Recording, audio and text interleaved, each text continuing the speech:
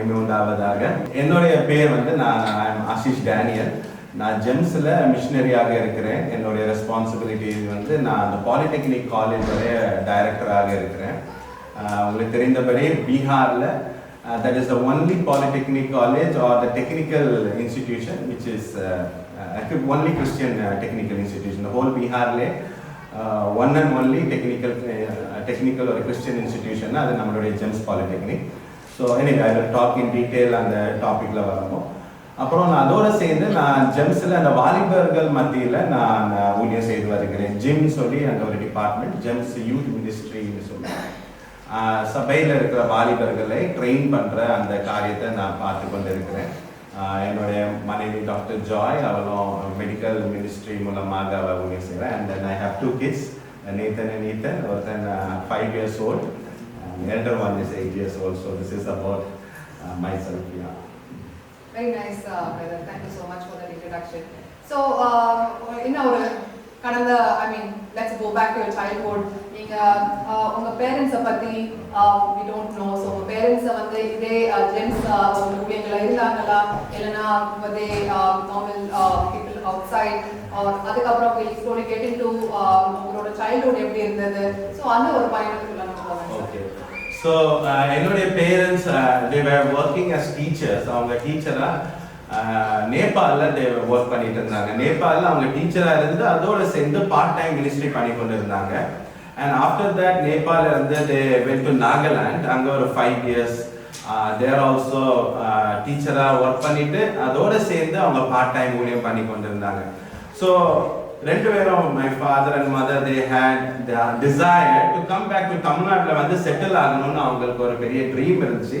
So தமிழ்நாட்டில் resign எல்லாம் பண்ணிட்டு தமிழ்நாட்டில் வந்து they wanted to get into ஏதாவது ஒரு கவர்மெண்ட் ஜாப்ல ஜாயின் பண்ணி they wanted to work. அந்த டைமில் அகஸ்டின் அங்கிள் தமிழ்நாட்டில் ஒரு மீட்டிங்கில் பேச வந்திருந்தாங்க. ஸோ அங்கிளோட இந்த சேலஞ்சிங் வேர்டில் அங்கிள் ஆல்டர் காலில் God spoke to them.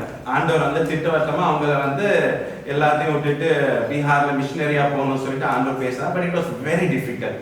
என்னோட தாயார் தாக்குனாருக்கு இட் வாஸ் வெரி டிஃபிகல்ட். ஏன்னா அவங்களோட கனவே தமிழ்நாட்டில் செட்டில் ஆகணும், வீடு கட்டணும், and they have to establish the family. ஏன்னா அநேக ஆண்டுகளாக வெளியே இருக்காங்க. மோர் தென் 5 years they were in Nagaland and 5 years in Nepal.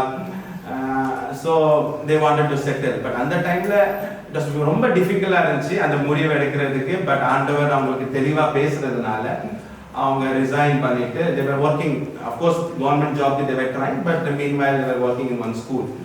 Resign பண்ணிட்டு பீகார்ல 1994ல மிஷினரியாக போனாங்க. ஸோ அட் தட் டைம் என்னோட ஏஜ் வந்து 7 years old. So I was a small boy, and moreover GEMS also அந்த நாட்களில் it was a very small unit. ஏன்னா ஒரு சின்ன ஒரு கேம்பஸ், அந்த சிக்கரியா கேம்பஸ்னு கொஞ்சம் பேருக்கு தெரிஞ்சிருக்கும். The headquarters in Bihar, that is Sikaria campus. அது ஒரு சின்ன கேம்பஸாக இருந்துச்சு. ஸோ அந்த early days of ministry, of course பீகாரில் வந்த பிறகு கூட they were working in school. Daddy and mummy ரெண்டு பேரும் ஸ்கூலில் டீச்சர்ஸாக இருந்தாங்க. And then Saturday Sunday day is to go for the field மினிஸ்ட்ரியில் அவங்க actively they were involve. So I remember அநேக நாட்களில் ஏன்னா எங்களை கூட்டிகிட்டு போக கஷ்டமாக இருக்கும். சில நேரம் எதிர்ப்புகள் இருக்கும், இதெல்லாம் பிரச்சனைகள் இருக்கும். எங்களை வீட்டில் பூட்டி போட்டுட்டு போயிடுவாங்க. We used to be small kids. எனக்கு ஒரு தங்கை உண்டு, 3 years younger to me. So they will lock and they used to go for a meeting and they used to come. And on the days, of course now God has blessed and God has been providing to the missionary kids இருக்கட்டும், missionaries-கா இருக்கும். But in those days the challenges were more. இப்போ உள்ள நாட்களோட the challenges ரொம்ப ஜாஸ்தியாக இருந்துச்சு. Financial சேலஞ்சாக இருக்கலாம், இல்லைன்னா அநேக சேலஞ்சஸ் were there. அங்கே ஈவன் அந்த கேம்பஸில் எலக்ட்ரிசிட்டி கூட ப்ராப்பராக இருக்காது. இன்னைக்கு கரண்ட் கட் ஆச்சுன்னா என்றைக்கு கரண்ட் வரணும்னு கூட தெரியாது. It may come after 2 days or 3 days. Generator facility இருக்காது. இந்த summer would be very extreme. So இந்த மாதிரி அநேக ப்ராப்ளம் இருக்கும். இன்னொரு side there used to be days அடுத்த நாள் சாப்பிட்றதுக்கு ஏதாவது இருக்குமான்னு கூட there used to be a question mark. I remember ஒரு முறை சிஸ்டர் என்னோடய தங்கை ஒரு பிஸ்கெட்டை 4 பீஸாக உடச்சி வச்சுருந்தான். ஸோ என்னுடைய மம்மி கேட்குறாங்க, லைக் ஏன் இந்த பிஸ்கெட்டை 4 உடச்சி வச்சுருக்கிறேன்னு. அண்ட் ஷி வாஸ் டெல்லிங், இது வந்து கடைசி பிஸ்கெட்டு, அடுத்த பிஸ்கெட் எப்போ நீங்கள் வாங்க முடியும்னு தெரியாது. ஸோ இந்த ஒரு பிஸ்கெட்டை நான் 4 உடைச்சேன்னா இதை 4 தடவை நான் சாப்பிடுவேன். So that was the condition at that time. Of course, now God has blessed, God has provided, the situation is different. But those days and the challenges were so big. the challenges were big, the questions. எனக்குள்ளாலும் நிறைய dreams இருந்துச்சு. I used to study well அந்த டேஸில், எப்படியாவது doctor ஆகணும் and then நல்ல ஒரு professional இது படிக்கணும்னு. பட் தென் எனக்குள்ளால இன்னொரு கொஸ்டின், சாப்பிட்றதுக்கே இப்போ வழி இல்லை, then how will I get into professional institution அப்படின்னு சொல்லிட்டு கேள்விகள் இருந்துச்சு. பட் சின்ன வயதுலேருந்தே my parents use to tell me one thing, எங்களால் உனக்கு கொடுக்க முடியாமல் இருக்கலாம் what you desire, but God can give you everything. So எங்களை நீ நம்பாத, don't hold on to us, you hold on to God. ஆண்டவர் மட்டும் பிடிச்சிக்கோ, எங்களால் கொடுக்க முடியாதுன்னு. ஸோ இது ஒரு சைட். இன்னொரு சைட், மை பேரண்ட்ஸோடைய ஃபேமிலி வேறு நல்லா வெல் டு டூவாக இருந்தாலுமே, பிகாஸ் என்னுடைய பேரண்ட்ஸ் ஊழியத்துக்கு போனாங்கன்னு சொல்லிட்டு they really didn't like it. They were very disappointed. They were telling you support the missions, because they were all supporting missions. In fact, our family were supporting lot of missionaries in GEMS. All were there in well to do. So they were supporting, but they were not at all happy that my என்னுடைய தாயார் தகப்பனார் மிஷினரியாக போயிட்டாங்கன்னு. தேவன் அவங்களுக்கு கொஞ்சம் கூட சந்தோஷம் இல்லை. இன்ஃபேக்ட் சில பிரதர்ஸ், டேடியோட brothers who were into ministry கூட, நீ உன் பிள்ளைங்களை எப்படி நீ படிக்க வைக்க போகிற, உன் பிள்ளைங்களோட தேவைகளை நீ என்ன எப்படி பண்ண போகிறன்னு சொல்லிட்டு நிறைய கொஸ்டின்ஸ் தான் they were bombarding. And that is why they started கொஞ்சம் எங்களை ஃபேமிலியை கொஞ்சம் தூரமாக. பிகாஸ் அவங்களுக்கு என்ன பயம்னா, இவங்க நாளைக்கு நம்மளை சார்ந்துருவாங்களோ, நம்மளை டிபெண்ட் பண்ணிடுவாங்களோ. ஸோ த மொமெண்ட் என்னுடைய பேரண்ட்ஸ் ஸ்டார்டட் சென்சிங் தட், அவங்க தீர்மானித்தது ஒன்று தான், அவங்க நம்மளை வெல்கம் பண்ணி கூப்பிட்றது வரைக்கும் we will not go that, because they have started to feel like that. அவங்க அப்படி நினைக்கிறனால நம்ம அப்படி பண்ணக்கூடாது. பட் எனக்கு மம்மி சொன்ன ஒரு காரியம், see it is not the money, காசு ஒன்றை லிஃப்ட் பண்ணாது, ஃபேமிலி ஒன்றை தூக்காது, ஆண்டவர் தான் ஒன்றை தூக்குவார். ஸோ நீ ஆண்டவரை மட்டும் பிடிச்சிக்கோன்னு சொல்லிட்டு, ஆல் திஸ் சிச்சுவேஷனில் this was one thing that my parents regularly எனக்கு கற்றுக் கொடுத்தது. And one point my dad was also struggling in health and little bit in depression மாதிரி ஒரு situationல போனார். It was little, the house was really pathetic. I remember there were days என்னோட friends who did not understand those, they were also small தானே, சொல்லுவாங்க என்ன அவங்க அப்பா லூஸாக இருக்கிறாரு, பைத்தியம் அவங்க அப்பா, இந்த மாதிரி like கேட்கும்போ I used to really get broken. ஏன்னா ஒரு side there was financial struggle, ஒரு side there were struggles in this environment, other side there were this kind of struggle where the students or friends were trying to நம்மளை bully பண்ணுறதும், making fun. And on the other hand, இப்போ I'm a Tamilian in a Bihar setupல, the Bihari students கூடயும் they will also not involve us or get along. அது again we are like aloof-ஆ இருப்போம் நம்மளை இது பண்ண. So it was a kind of situation. But இந்த எல்லாத்துலேயுமே I learned only one thing in my childhood which my parents ரொம்ப தெளிவாக எனக்கு ஹோல்ட் ஆன் டு காட், அவ்வளோதான். ஸோ ஐ ரிமெம்பர் ஈவினிங் போய் எவ்வளோ கஷ்டம் இருந்தாலும் ஐ யூஸ் டு கிரை அந்த சின்ன வயதில். So that was one thing in my childhood that it's happen. So brother, நீங்கள் சொன்ன மாதிரி உங்கள் பேரண்ட்ஸ் உங்ககிட்ட உங்கள் அப்பா அம்மா எப்பயுமே they used to tell about God. இப்போ நம்மளுமே நிறைய குழந்தைங்கள்ட்ட கர்த்தரை பற்றி சொல்கிறோம். But in spite of all these problems உங்களுக்கு தோணலையா, என்னடா நம்ம இவ்வளோ கஷ்டத்தில் இருந்துக்கோம், ஆனாலும் how can I hold on to God? உங்களுக்கு அந்த மாதிரி கொஸ்டின்ஸ் வந்துச்சா? ஐம் ஆஸ்கிங் ஃபார் த, ஏன்னா நிறையா இப்போ யங்ஸ்டர்ஸ் இருக்காங்க, கஷ்டத்துக்கு மத்தியில் they try to drift away from God இல்லைங்களா? But what made you hold on to God? நான் நிறைய பாஸ்டர் கிட்ஸை கவுன்சில் பண்ணியிருக்கேன், தமிழ்நாட்டில் இருக்கட்டும், பீகாரில் இருக்கட்டும், ஆர் மிஷினரி கிட்ஸ். அவங்களுக்குள்ளால ஒரு பெரிய ஒரு pain, why am I born in a pastor family or a missionary family? Because of that என் வாழ்க்கை எப்படி இருக்கணுமான்னு சொல்லிட்டு there is always thing. But எனக்கு தெரியல, டு பி வெரி ஆனஸ்ட், நான் I never thought like that.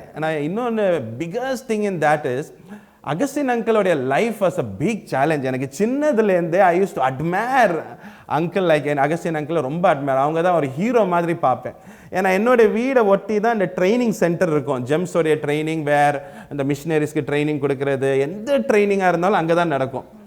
So நான் regularly அங்கிளோடைய செய்தி நான் கேட்டுகிட்டே இருப்பேன். அப்போவே சின்னதுலேருந்தே அந்த செய்தி கேட்குற பழக்கம் எனக்கு ரொம்ப இருக்கும். நான் நோட்ஸ் எடுப்பேன். இன்னைக்கு கூட நான் எங்கே மீட்டிங் போனாலும் ஐ வில் டேக் நோட்ஸ். அப்போ ஒரு habit. So I will take notes, I will listen to the word. அந்த வேர்டுக்கு ரொம்ப இம்பார்ட்டன்ஸ் கொடுப்பேன். அங்கிளோட அது லேடிஸ் மீட்டிங்காக இருந்தாலும் போய் உட்காருவேன். ஸோ அந்த அளவுக்கு அது எந்த மீட்டிங் லேடிஸ் எல்லாம் ஃப்ரெண்ட்ஸ் எல்லாம் சிரிப்பாங்க, என்னடா போய் உங்கள் மம்மி கூட போய் லேடிஸ் மீட்டிங்கில் உட்காந்துருக்கேன்னு. பட் ஐ வில் என்ஜாய், ஏன்னா அங்கிள் அந்த அளவுக்கு I use to admire his word and his teaching. So அந்த I think those teaching, no I don't remember all the messages and those things, but one thing I can understand is those things shaped me. எப்படி நான் வந்து போன வாரம் என்ன சாப்பிட்டேனோ நான் மறந்துருப்பேன், but I know one thing, அந்த சாப்பாடு has given me the strength now. So அதே மாதிரி those food that really helped me. So நீங்க இங்க வந்து நீங்க கிராஜுவேட் பண்ணதுக்கு அப்புறம் what was your next step, brother? Yeah, this is again interesting. Maybe many young people are there, I should emphasize, இதில் கொஞ்சம் எம்ஃபசைஸ் பண்ண விரும்புகிறேன். சின்ன வயசில் நான் வந்து பெருசாக முடிவு பண்ணிட்டேன், ஆண்டவரே எனக்கு நல்லா படிப்பை கொடுங்க, டாக்டர் ஆகணும், நான் வந்து கண்டிப்பாக மிஷினரியாக வருவேன் அப்படின்னு எல்லாம் பயங்கரமாக வாக்கெல்லாம் அள்ளி தள்ளியாச்சு. But the moment I completed my MTech முடிச்சதுக்கப்புறம் என்னுடைய கோலே மாறிடுச்சு. நல்லா ஏர்ன் பண்ணணும், பாவம் எங்கள் மம்மி டேடி எவ்வளோ கஷ்டப்படுறாங்க. ஏன்னா ஐ ரிமெம்பர் என்ன மம்மி டேடி வந்து ஐ டோல், ஏன்னா ஃபேமிலி போக முடியாது, ஃபேமிலிகிட்ட போனால் அவங்க வந்து அவங்கள பேர்டை நான் நினைக்கிறனால ஏதாவது ஒரு வீட்டில் தங்குவாங்க. ஒரு முறை எல்லாம் அந்த திருநெல்வேலியில் ஐ ரிமெம்பர் எனக்கு எக்ஸாம், அவங்க வந்திருக்காங்க, எங்கே தங்கன்னே தெரியல, யாரோ ஃப்ரெண்டு மூலமாக ஒரு கோடவுனில் they gave a space, full lathe machine இருக்குது. அது கோடவுன் ரொம்ப நாளாக அடைச்சி போட்டு இருந்த கோடவுன், லேத் மிஷின்ஸ் எல்லாம் இருக்குது, கொஞ்சம் ஸ்பேஸ் இருக்குது, ஃபுல் ஆஃப் டஸ்ட். கோடவுன் எப்படி இருக்கும்னு தெரியும். அந்த ஏரியா மட்டும் ஸ்வீப் பண்ணி எப்படியோ கிளியர் பண்ணி பாய் விரித்து படுக்கிறோம். எங்கள் மம்மிக்கும் கண்ணீர், எனக்கும் கண்ணீர். பிகாஸ் எனக்கு என்ன கஷ்டம்னா மம்மி டாடி கஷ்டப்படுறாங்க, அவங்களுக்கு என்னென்னா நான் கஷ்டப்படுறேன். பட் எங்களால் பேச முடியலை, ஏன்னா பேசுனா we will break down. But the joy we had was we were together.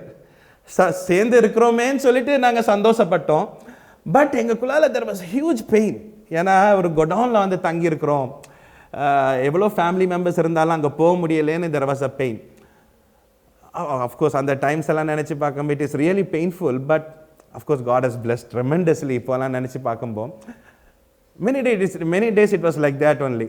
But so அதனால எனக்குள்ளால ஒரு எனக்கு என்ன ட்ரீம்னா நல்ல ஒரு வீடு கட்டணும். எவ்வளோ பேரண்ட்ஸ் எனக்காக சாக்ரிஃபைஸ் பண்ணியிருக்காங்க, எவ்வளோ தே ஹவ் ஸ்ட்ரகிள்ட். நல்ல கார் வாங்கணும், ஏன்னா எங்கள் டேடிக்கு ஆசை, காரு ரொம்ப பிடிக்கும், ஓட்டணும்னு காரு இதெல்லாம் பண்ணணும்னு சொல்லிட்டு சின்ன சின்ன நிறைய ஆசைகள்.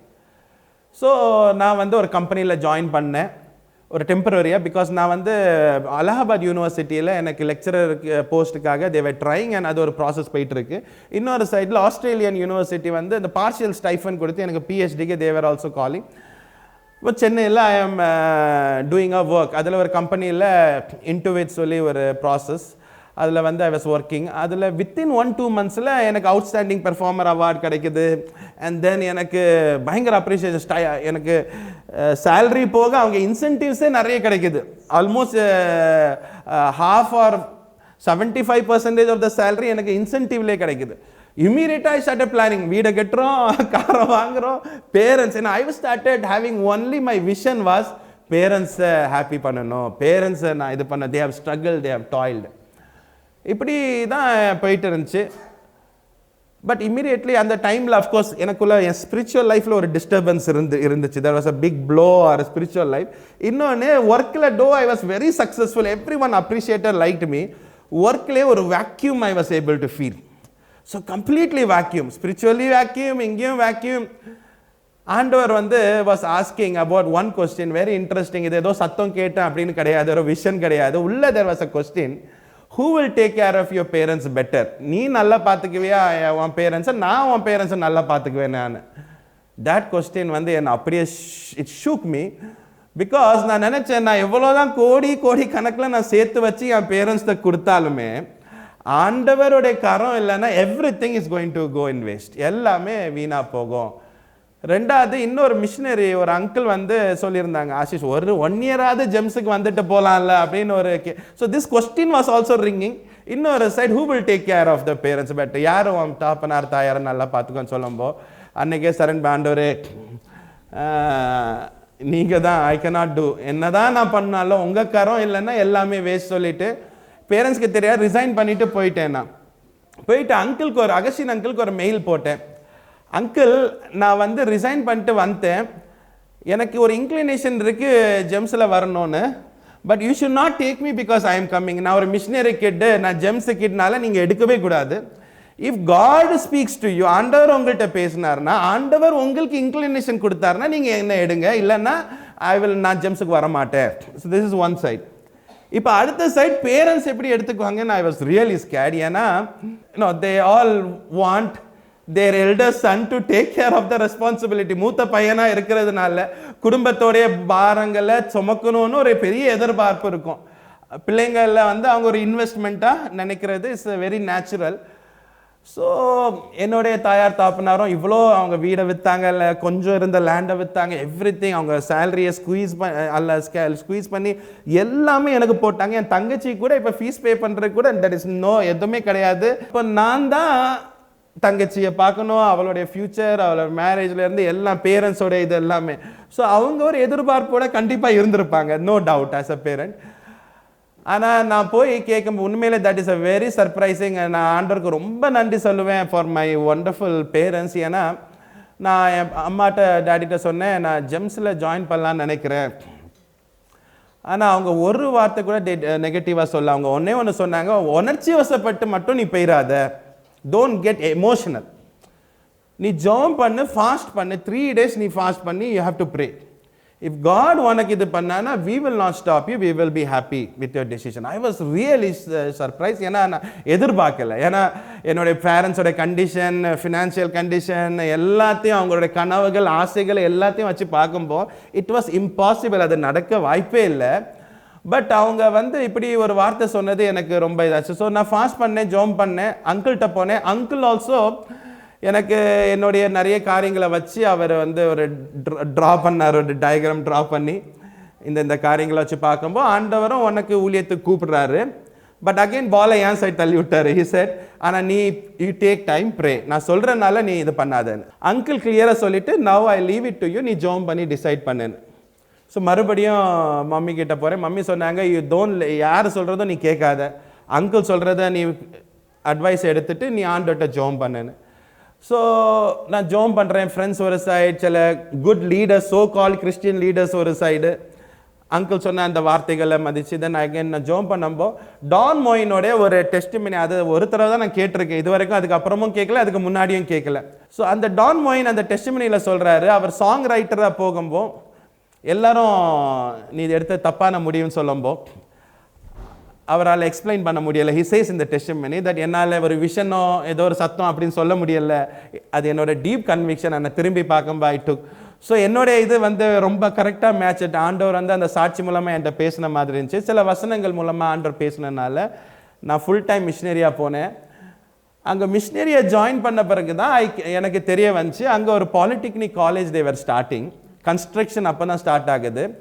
அங்கே ஒரு எம்டெக் படித்த இன்ஜினியர் வாஸ் நீடட். ஏன்னா பிரின்சிபலாக இல்லைன்னா அந்த ஏஐசிடி ப்ராசஸை பண்ணணும்னா எம்டெக் முடிச்சிருக்கணும் மினிமம். ஸோ அங்கே யாருமே இல்லை. ஒருத்தர் வந்தார், within few months he left. So there was a NEET அங்கே. அஃப்கோர்ஸ் அது கன்ஸ்ட்ரக்ஷன் ஸ்டேஜில் தான் இருக்குது. அண்ட் தென் இப்போது நான் பார்க்கும்போது ஆண்டவர் எனக்கு கொடுத்த படிப்புமே அவருடைய சித்தத்தை நிறைவேற்றுறதுக்கு ஒரு நோக்கத்தோடு தான் கொடுத்துருந்தார். ஸோ ஆண்டவர் ஆல்ரெடி அங்கே ஆயிடுத்து. நான் காரணியாவில் படிக்கும்போது என் ப்ரொஃபஸர் ஒரு நாள் கேட்டாங்க, வாட் இஸ் யுவர் ட்ரீம் அப்படின்னு. ஸோ நான் டைரியில் ஒன்று வரைஞ்சி வச்சுருந்தேன். இப்படி ரெக்டாங்கிளாக ஒரு கேம்பஸ் இருக்கும், அதில் ஒரு இன்ஜினியரிங் காலேஜ் இருக்கும், அதுக்கு நான் பிரின்சிபலாக இருப்பேன், அதுக்கு நான் ஃபவுண்டராக இருப்பேன், அண்ட் அதில் நான் ஆண்டவரை பற்றி நல்லா சொல்லுவேன். இப்படியெல்லாம் என் கனவுகள் இருந்துச்சு. ஸோ நானே கட்டுவேன், நானே ஏர்ன் பண்ணி சம்பாதிச்சு ஒரு காலேஜை கட்டுவேன்னு. ஸோ நான் இப்போ ஜெம்ஸில் போகும்போது அங்கிள் என்ன கன்ஸ்ட்ரக்ஷனில் போட்டாங்க. என் படிப்பு பயோ இன்ஃபர்மேட்டிக்ஸும் கன்ஸ்ட்ரக்ஷனுக்கும் சம்மந்தமே இல்லை. அந்த ப்ராஜெக்ட் மேனேஜராக இருக்கிறேன், அந்த ப்ராஜெக்ட்டுக்கு இன்சார்ஜ் கன்ஸ்ட்ரக்ஷன். அங்கிள் என்கிட்ட ஒரே ஒரு வார்த்தை தான் சொன்னாங்க, ஆஷிஷ் நானும் சிவில் இன்ஜினியர் கிடையாது, நான் மெக்கானிக்கல், ஆனால் ஜெம்ஸில் அவ்வளோ கன்ஸ்ட்ரக்ஷனும் நான் தான் பார்த்துருக்கேன். ஆண்டவர் ஞானத்தை கொடுத்தாரு, அதே மாதிரி நீயும் கவலைப்படாத, ஆண்டவர் ஞானத்தை கொடுப்பாரு, நீ தான் இந்த கன்ஸ்ட்ரக்ஷன் இதெல்லாம் பார்க்கணும்னு சொல்லிட்டாங்க. அஃப்கோர்ஸ் அங்கிள் ரெகுலராக எனக்கு கைட் பண்ணாங்க, ஹெல்ப் பண்ணார். பட் ஆனால் தோஸ் திங்ஸ் நம்பி ஒரு ப்ராஜெக்டை எனக்கு கொடுத்தது இன்றைக்கும் என்னால் நம்ப முடியலை. How good he do? He had the spiritual அந்த இன்சைட், அது it was very much visible. அது மட்டும் இல்லை, ஸோ நான் இந்த பாலிடெக்னிக் கன்ஸ்ட்ரக்ஷனை ஸ்டார்ட் பண்ணி ஆண்டவர் கிருபையினால் அது அந்த ஏஐசிடி அப்ரூவல், ஸ்டேட் கவர்மெண்ட்டோடைய அஃபிலியேஷன் எல்லாமே பண்ணுறதுக்கு ஆண்டவர் உதவி செஞ்சார். ஸோ இந்த கன்ஸ்ட்ரக்ஷன் பண்ணிட்டு இருக்கப்போ ஐ வாஸ் லைக், என்னடா நான் ஊழியத்துக்கு வந்திருக்கேன், இங்கே கல்லும் மண்ணும் பார்த்துட்டு இருக்கிறேன், இதுக்காக நான் வந்து மிஷினரியாக வந்தேன்னு யோசிக்கும்போ ஆண்டவர் வந்து என்ன ஞாபகப்படுத்தினார். ஞாபகம் இருக்கா? லைக் கேம்பஸை பார்க்குறேன், இந்த பாலிடெக்னிக் கேம்பஸ் வந்து எக்ஸாக்ட்லி ஒரு rectangle campus. And only thing என்னன்னா, நான் எதுவுமே கெட்டலை, ஆண்டவர் எல்லாத்தையும் கெட்டுறாரு. அண்ட் ஆண்டவர் என்ன அங்கே பிளேஸ் பண்ணியிருக்கிறாரு.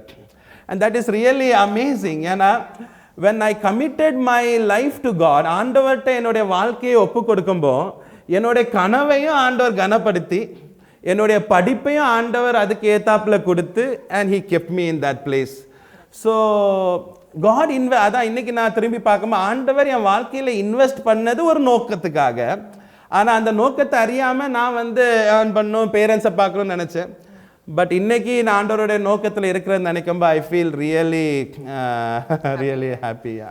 அந்த பாயிண்ட் இருக்கு இல்லைங்களா, அந்த decision point, it is a very difficult. நம்ம எல்லாத்துக்குமே am I taking the right decision? I mean all of us நம்ம மண்டையை போட்டு குழப்பிட்டு இருப்போம் நைட்டும் பகலுமா, இது நிஜமாலே ரைட்டான டிசிஷனா, உண்மையாலுமே கர்த்தர் தான் கூப்பிடுறாரா இல்லை நம்மளே ஒன்று யோசிச்சுட்டு இருக்கோமா? நீங்க சொன்ன மாதிரி சுற்றி இருக்கவங்க they confuse us in many ways.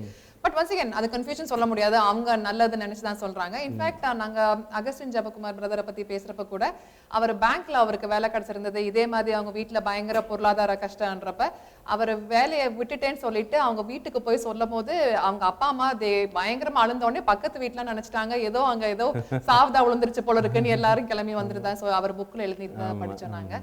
So I mean as you said, அந்த I mean கர்த்தர் எவ்வளோ கனம் பண்றாரு அவங்க உங்களோட டிசிஷன் சொல்லிட்டு அங்க போய் நீங்க கொஞ்சம் கொஞ்சமா ஒவ்வொரு விஷயங்களை பார்க்க போறப்ப you are convinced that this is the Lord's calling. So அதுக்கப்புறம் வந்து நீங்க I mean இந்த புக் அவர் இன்னொரு விஷயமும் எழுதியிருந்தாரு. அவர் பீகார் போறப்ப about 82% of the people were illiterate அப்படின்னு சொல்லிட்டு. ஸோ உங்களுக்கு வந்து இந்த எஜுகேஷன் ஃபீல்ட்ல how are you able to, one thing is definitely நீங்க you need to educate people இல்லைங்களா, so that's what they are there for. On the other side நீங்க பாத்தீங்கன்னா you also have to preach the gospel. ஏன்னா today நீங்க நிறைய technical courses பாத்தீங்கன்னா seldom நம்ம வந்து ஸ்கிரிப்சரை பத்தி பேசுறதோ, இன்ஃபேக்ட் மாரல் சயின்ஸ் கிளாஸஸே இப்ப நிறைய இடத்துல இருக்கிறது இல்லை இப்போ லாஸ்ட் 10-15 இயர்ஸா.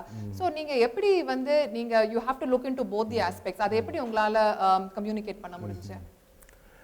அங்கிள் சொல்லுவாங்க, இந்த எஜுகேஷன் இன்ஸ்டிடியூஷனில் ஆண்டரை பற்றி சொல்கிறதுக்கு என்னைக்கு தடையாயிடுச்சோ, if you are not able to do, அதை இழுத்து மூடிட்டு மாடு வேணால் வளர்க்கலாம், இல்லைன்னா அந்த இன்ஸ்டிடியூஷன் ரன் ஆகக்கூடாதுன்னு ரொம்ப தெளிவாக. That is very clear.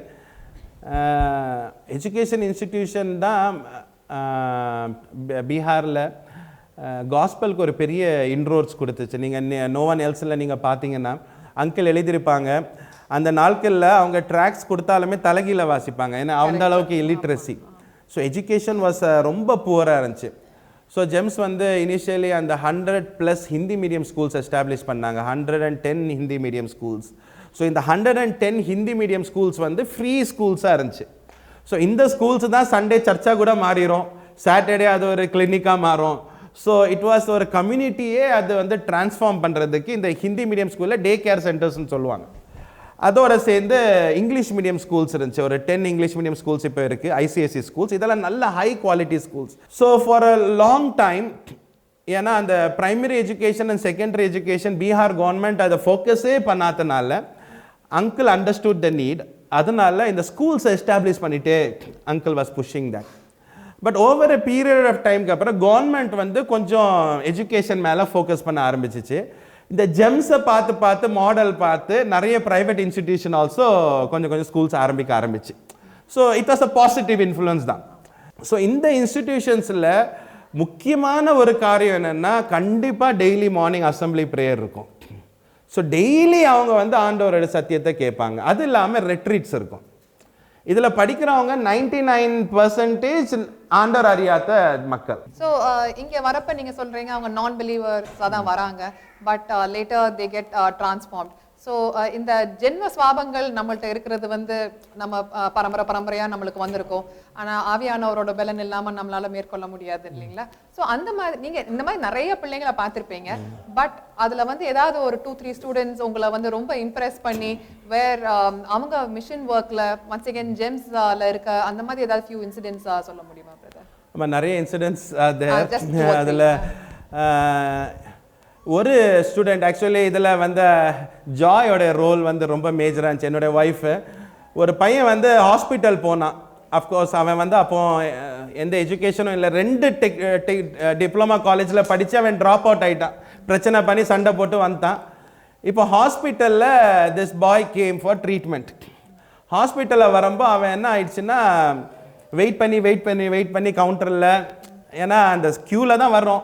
அவன் டென்ஷன் ஆகி நேரே ஹாஸ்பிட்டலுக்குள்ளே போய் ஜாய் உட்காந்துருந்தாங்க ட்ரீட்மெண்ட் பண்ணிட்டு இருந்தா. அந்த டோக்கன் எடுத்து மூஞ்சிலே வீசிட்டு எனக்கு ஒரு ட்ரீட்மெண்ட்டும் வேண்டாம் ஒன்றும் வேண்டாம்னு சொல்லிட்டு வெளியே போயிட்டான்.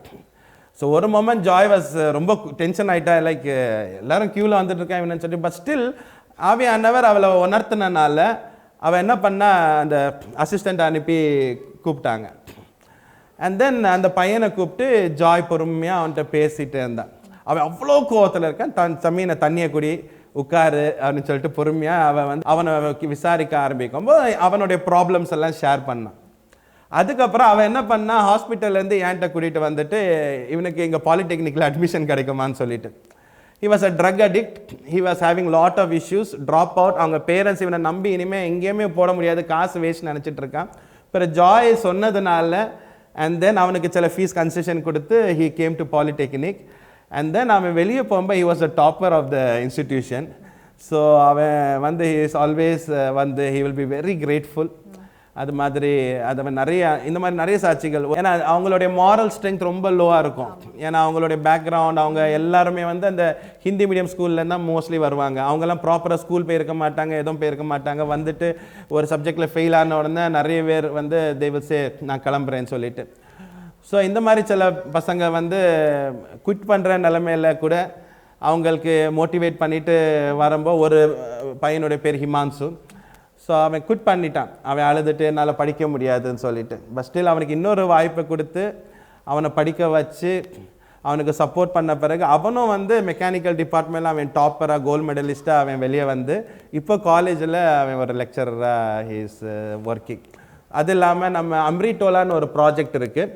அங்கே வந்து இட்ஸ் நோன் ஃபார் ப்ராஸ்டிடியூஷன். அந்த விபச்சாரம் நிறைஞ்ச அந்த இடத்துல ஜெம்ஸோடைய சேஃப் ஹவுஸ் இருக்குது. சேஃப் ஹவுஸில் என்ன பண்ணுவாங்கன்னா, இந்த பிள்ளைங்களுக்கு எஜுகேஷன் கொடுக்கறது, சாப்பாடு கொடுக்கறது, வேல்யூஸ் கொடுக்கறது, இதெல்லாம் பார்ப்பாங்க. ஏன்னா இந்த பிள்ளைங்களை அவங்க எடுக்கலைன்னா அவங்களும் தொழிலில் போயிடுவாங்க.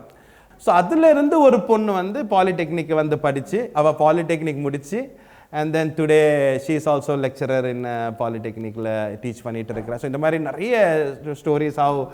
இது சிலர் வந்து ஓப்பனாக அவங்க வந்து பண்ணாட்டாலுமே சர்ச்சிலெல்லாம் ரெகுலராக வந்து உட்காந்துட்டு they are doing that. So I believe இந்த கம்மிங் டேஸ் அவங்க வந்து அந்த இன்னொரு ஏஜ் மெச்சூர் ஆகும்போது போல்டாக அவங்க எடுக்க முடியும். ஸோ இந்த மாதிரி நிறைய டிரான்ஸ்ஃபார்மிங் ஸ்டோரிஸ் வந்து. Very nice brother. ஸோ நீங்க உங்க வைஃபை பத்தி ஏற்கனவே ஒரு 2-3 தடவை நீங்க பேசிட்டீங்க. ஸோ எப்படி ஐ மீன் உங்களோட கல்யாணம், how did you meet her? அதுவும் ஒரு இன்ட்ரெஸ்டிங் ஸ்டோரி தான். ஜாயும் நானும் actually classmates. we were like all like friends தான். கொஞ்சம் பேர் தான் இருப்போம். மேபி 20 to 30 பிள்ளைங்க தான் மிஷினரி கிட்ஸ். ஸோ அங்கே பாய்ஸ் கேர்ள்ஸ்னு டிஃப்ரென்சியேஷன் இருக்காது. அப்போது இன்னொன்று எங்கள் மம்மி ரொம்ப strict. So after a point of time girls தான் பேசக்கூடாது அப்படின்னால நிறைய ஸ்ட்ரிக்ட் ரூல்ஸ் இருக்கும் வீட்டில். ஸோ கேர்ள்ஸ் தான் பேச மாட்டேன் அந்த மாதிரி. And I use to be ரொம்ப ஷையாக இருப்பேன், இன்ட்ரோவர்ட்டாக இருப்பேன், ரொம்ப பேச மாட்டேன். ஜாய் ரொம்ப சோஷியலாக போல்டாக இருப்பாள். ஸோ மோஸ்ட்லி அப்போ நான் ஸ்கூல் டேஸில் நான் வந்தேன்னா எங்கேயா மீன்ஸ் நான் காலேஜ்லேருந்து வந்தேன்னா ஜஸ்ட் ஹாய் பாய் இவ்வளோ தான் ஜாய் கூட. எங்கேயாவது பார்த்தா முதல் ஒரு அடி அடிப்பா. ஏன்னா சின்ன பழக்கம், எப்போனாலும் முதல் அடிக்கிறது. ஒரு முதல் அடிச்சு ஏன்னா ஆச்சு நல்லா இருக்கியா அவ்வளோன்னு சொல்லிட்டு நல்லா இருக்கிறேன் ஹாய் பாய் அவ்வளோ தான். இந்த அளவுக்கு தான் எங்களுடைய இது. நான் ஜெம்ஸில் ஜாயின் பண்ணுற டைமில் மம்மி சொன்னாங்க, நான் ஒரு கனவு கண்டேன், அகஸ்டின் அங்கிள் வீட்டிலேருந்து அலையன்ஸ் வந்துச்சு அப்படின்னு சொல்லிட்டு. நான் சொன்னேன், என்னம்மா சும்மா இருங்க, உங்களுக்கு வேறு இதே இல்லையா? How is it practically possible? Uncle வந்து ஃபவுண்டர் ஆஃப் அன் ஆர்கனைசேஷன், நீங்கள் இது சம்மந்தம் இல்லாமல் நீங்கள் கனவெல்லாம் விடுங்க அப்படின்னு சொன்னேன். ஓகே, இல்லை நான் அந்த கனவை பார்த்தேன். நான் சொன்னேன்மா விடுங்கம்மா, இந்த கனவை வெளியே சொன்னீங்க மானமே போயிடும். நான் ஒழுங்காக ஊழியம் இப்போ மினிஸ்ட்ரி பண்ணிட்டு இருக்கிறேன், தப்பாக நினச்சிருவாங்க, இதை தயவுசெய்து வெளியே சொல்லாருங்கன்னு. Third time again uncle Augustine uncle அன்பரான்னு ஒரு இடத்துல மீட்டிங்கு போகிறாங்க. மம்மி அப்போ டிசி லூவிஸ்னு ஜெம்ஸோடைய ரேணுகுட் ஸ்கூலில் பிரின்சிபலாக இருந்தாங்க. ஜெம்ஸ் ஸ்கூல் ரேணுகுட்டில் யூபியில் பிரின்சிபலாக இருக்கிறாங்க. அங்கிள் அன்பரா வந்திருக்காங்க. அங்கே வந்து மீட்டிங் மழைனால கேன்சல் ஆகுது. அங்கிள் யூபி வந்திருக்காங்க இங்கே அந்த கேம்பஸில். அவன் மம்மி சொல்கிறார், அகஸ்டின் அங்கிள் இங்கே வந்து நான் போய் பேசுவேன். நான் சொன்னேன், மம்மி தயவு செய்து பேசாருங்க, நீங்கள் பேசுனீங்கன்னா அவ்வளோதான் முடிஞ்சு, நான் அதுக்கப்புறம் நான் அவங்கள்ட்ட பேசவே மாட்டேன் அப்படின்னு சொல்லிட்டு நல்லா திட்டி விட்டேன். தென் ஆஃப்டர் ஃபியூ டேஸ் இது வந்து மம்மி கால் பண்ணுறாங்க ஒரு நாள். ஆஷிஷ் அங்கிள் வீட்டிலேருந்து பேசினாங்க, உனக்கு February 14 கல்யாணம், ஜாய் தான் நீ கல்யாணம் பண்ண போகிறேன்னு. நான் வந்து சரி மம்மின்னு ஃபோன் வச்சு, எதுவுமே கிடையாது, இந்த ஆதாம் ஏவாள் கதை, நோ ஆப்ஷன் இதுதான் அப்படின்னு. But of course that's a best thing in my life that has happen. அதே மாதிரி ஜாய் சைடில் there is again a big story. ஜாய்கிட்ட வந்து அங்கிள்ஸ் அப்படி ஓப்பன் பண்ணுறாங்க லைட்டாக. ஜாய் வந்து பார்க்குற யாரை சொல்ல போகிறாங்க. ஸோ ஆஷிஷ் சொன்ன உடனே அவள் ஷாக் ஆகிட்டா, என்னடா டேடி இப்படி சொல்லிட்டாங்க. ஏன்னா அவளுடைய மனசில் என்ன இருந்துச்சு, டேடி யாரை சொல்கிறாங்களோ நான் கொஸ்டினே கேட்காம அவரை வந்து நான் அக்செப்ட் பண்ணிடுவேன் ஆஸ் அ ஹஸ்பண்ட் அப்படின்னு. பட் ஆனால் டேடி இப்படி சொல்லுவாங்கன்னு அவர் எதிர்பார்க்கவே இல்லை. அங்கிள் சொல்லிட்டாங்க, நீ வந்து ஜோம் பண்ணிட்டு வந்து நோ சொன்னேன்னா நான் அக்செப்ட் பண்ணுவேன், ஜோம் பண்ணாமல் நீ நோ சொன்னேன்னா நான் அக்செப்ட் பண்ணுவேன், ஜோம் பண்ணிட்டு நீ நோ சொல்லு. அப்போ ஜாய் போயிட்டா. ஜோம் பண்ணி இம்மீடியட்லி காட் வந்து நிறைய காரியங்களை பேசி, அதுக்கு பிறகு she was again very upset. என்னடா ஆண்டவரும் சதி பண்ணுறாங்க, என்னடா இது சொல்லிட்டு ஜோம் பண்ணாதானே பிரச்சனை. பட் அதுக்கப்புறம் தென் அவள் அழுதுகிட்டே போகிறான் டேடிட்ட, டேடி எனக்கு வந்து நோ தான், நான் ஆண்டவர் வந்து எஸ்ன்னு சொல்கிறாரு, ஸோ அதனால ஐ எம் எஸ்ன்னு சொல்லிட்டு. தென் ஜாய் வந்து அப்போ எனக்கு கால் பண்ணுறேன். It is again very funny. Joy வந்து அவளுக்கு மட்டும் பெர்மிஷன் கொடுத்தேன்னா, வேணா நீ ஆஷிஷ்ட பேசு, பிகாஸ் உனக்கு அந்த மாதிரி ஒரு ஃபீலிங் இருக்கிறதுனால யூ கேன் ஃபீல். மற்றவங்களுக்கு பெர்மிஷன் கொடுக்கல பேசுகிறதுக்கு, ஜாய்க்கு மட்டும் பெர்மிஷன். அப்போ ஜாய் ஒரு நாள் எனக்கு கால் பண்ணுறேன், எனக்கு அந்த ஸ்கிட்டுக்கு ஒரு ட்ராக் வேணும் அப்படி இப்படின்னு கதையெல்லாம் பில்டப் பண்ணிவிட்டு, இன்னொரு ஸ்டோரி, என் ஃப்ரெண்டுக்கு டேடி ஒரு மாப்பிள்ளை பார்த்துருக்காங்க, அது வந்து அவன் ஃப்ரெண்டே மாப்பிள்ளையாக பார்த்துருக்காங்க, ஸோ சீரியஸாக இது காம்ப்ளிகேட்டடாக இருக்குது, நீ என்ன நினைக்கிற அப்படின்னு. நான் சொல்கிறேன், டேடி யாரை பார்த்தாலும் கரெக்டாக தானே பார்ப்பாங்க, அவளை கல்யாணம் பண்ண சொல்லு அப்படின்னு சொல்லிட்டு. அவன் வந்து இன்னும் என்னடா இது இவனும் இப்படி சொல்கிறான். So then afterwards marriage fix ஆச்சு and then we got married. Thank you so much brother. உங்களில் யாருக்காவது ஜெப தேவைகள் இருக்குமானால் நீங்கள் உங்களுடைய வீடுகளில் உங்கள் கதவை பூட்டி நீங்கள் ஆண்டவரை நோக்கி ஜெபம் பண்ணுங்கள். உங்களுடைய எல்லா விதமான பலவீனங்களை குறித்து தெரிந்து வைத்திருக்கிற தேவன், எப்போதும் ஜீவன் உள்ள தேவன், உங்களுடைய ஜெபங்களை கேட்டு உங்களுக்கு பதில் கொடுப்பார். நீங்கள் வேற ஒரு ஆள்கிட்ட போகணும், வேற ஒருத்தவங்கிட்ட போய் ஜெபத்துக்கு போகணும்னு அவசியம் இல்லை. நீங்கள் ஜெபம் பண்ண ஆண்டவராகிய இயேசு கிறிஸ்துவை ஏற்றுக்கொண்ட எல்லாரும் பிதாவாகிய தேவன்கிட்ட ஜெபம் பண்ணால் அந்த ஜெபத்தை கேட்டு பதில் கொடுக்கக்கூடிய அன்புள்ள பரமபிதா தான் நமக்கு இருக்கிறாரு. அதனால் தைரியமாக நீங்கள் ஜெபம் பண்ணுங்கள். அதே சமயத்தில் இன்னொரு காரியமும் நாங்கள் சொல்கிறோம், எங்களுக்காய் ஜெபம் பண்ணுங்க. ஏன்னா வேத வசனத்தில் அதுதான் சொல்லியிருக்கு. நீங்கள் எந்த ஊழியக்காரரையும் ஜெபம் பண்ண போங்கன்னு சொல்லலை, ஆனால் ஊழியக்காரருக்காக ஜெபம் பண்ண சொல்லியிருக்கு. நாங்கள் தைரியமாக தேவனுடைய வார்த்தை இன்னும் அதிகமாக பிரசங்கிக்க எங்களுக்காய் நீங்கள் ஜெபிக்கும்படி கேண்டிக் கொள்கிறேன். ஆமேன்.